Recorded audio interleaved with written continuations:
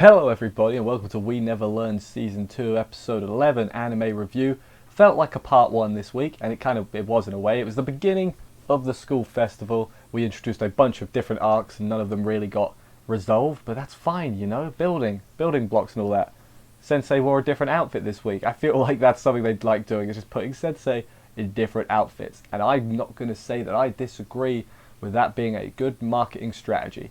But anyway, yeah, it was good. Yuiga's like finally starting to think, so that's good. Yeah, don't think we're gonna get a resolution as to who he's gonna end up with and all that. But you know, that's to be expected in a show like this. But anyway, let's crack on with the episode, see what happened and everything. Let's do this. So the four of them are all studying or eating food. I forget, probably studying. It is in the title after all. Takemoto also almost lets slip about her overseas trip. Furahashi's onto her pretty immediately. She's like, that's suspicious. Yuiga, she kind of turns it around on Yuiga, and it turns out he has no idea what he's going to do. He has no plans, which is relatable if you were a teenager. I never had a plan as a teenager. I barely have a plan now, but I have more of a plan than I did back then. So, I'd say don't worry about it, you know? I know that's not good advice, but do what makes you happy. There's my advice. Boom. Lesson learned. School festival time. He runs into the girls all having udon. Takemoto tells him not to go to the swimming club thing because it might be embarrassing. Who knows? Furuhashi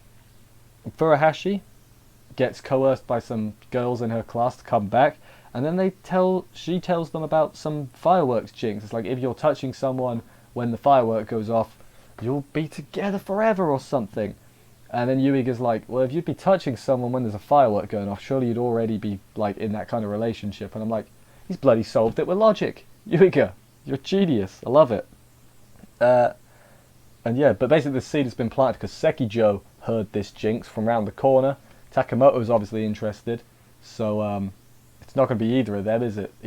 I think it's going to be, you know what, just as a fun, I think the person who's going to be touching when the fireworks, I think it's going to be Sensei. And they're all going to be like, what?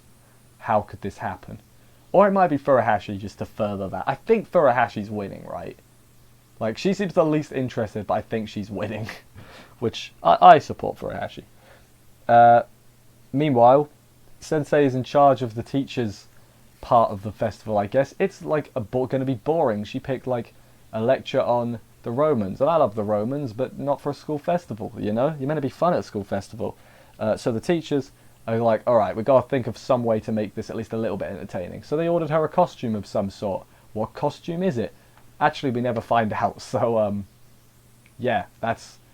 I don't know. Maybe it's probably like a gladiator costume. I don't know. We'll have to find out. Maybe it's one of them, like, you know, in RPGs, right, where it's like super strong armor and it's just like a bikini. Maybe it's something like that. Who knows? They just want to put Sensei in more outfits, don't they? So, you know, who cares? I'm alright with that.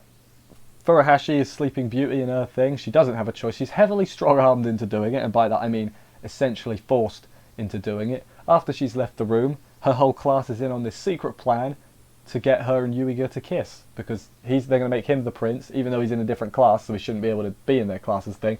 Doesn't matter. I don't care. Yeah, he's going to be the prince to get him.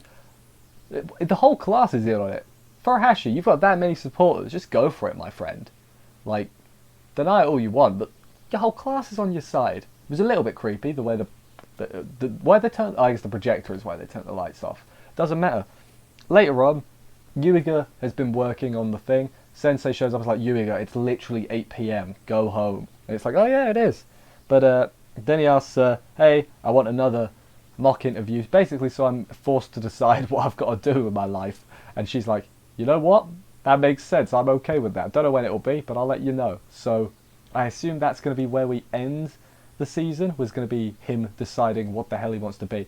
I'm gonna like make a bold prediction here. He's gonna want to be a teacher, because that makes sense, doesn't it? Like, really, that is the thing that makes sense for him to do. He's good at it, and he's good at it, and it's what he's been doing the whole season. So it would make sense for him to want to do that in the future. Hey-oh, it's festival day now. Oh no, there's a problem immediately. So Ogata's dad made way too much udon.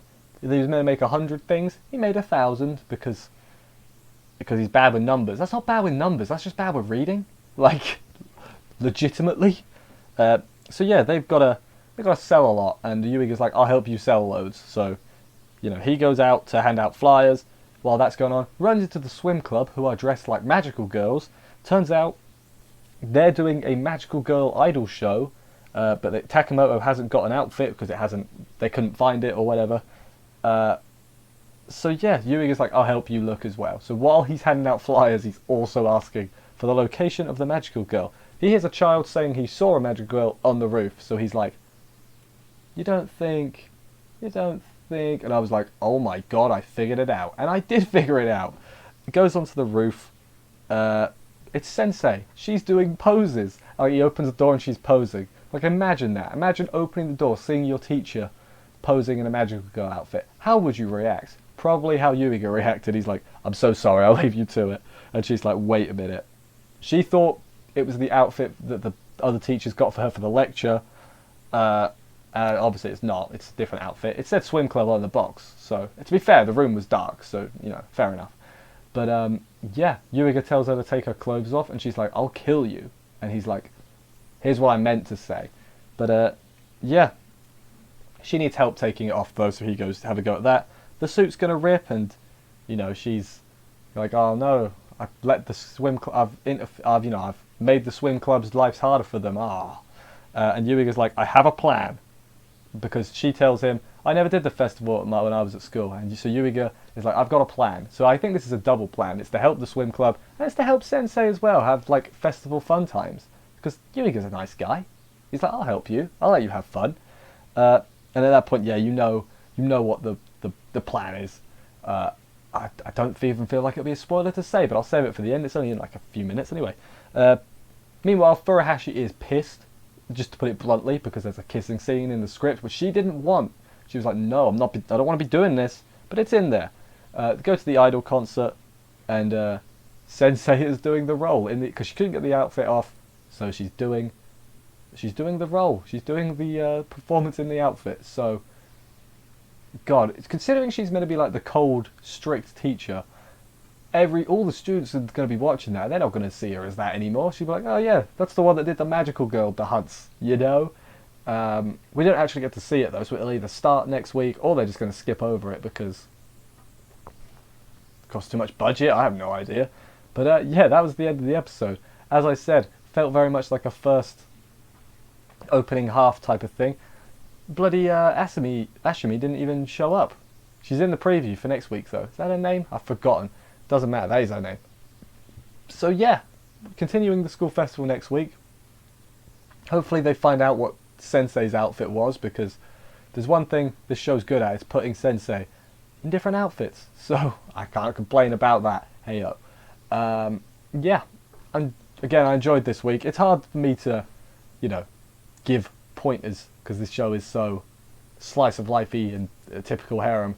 I am having a good old time watching it though, you know. It is a fun old time. But anyway, can't think of anything else to say. Hopefully there's more shenanigans next week, which I'm sure there are going to be. Maybe they'll even do the fireworks next week.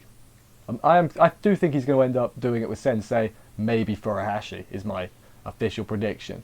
But anyway, thank you everybody for watching this review. I hope you enjoyed it. If you did, consider subscribing and liking, commenting, all those other things YouTube likes you when you do. I will see you next week for another episode of this, and bye guys.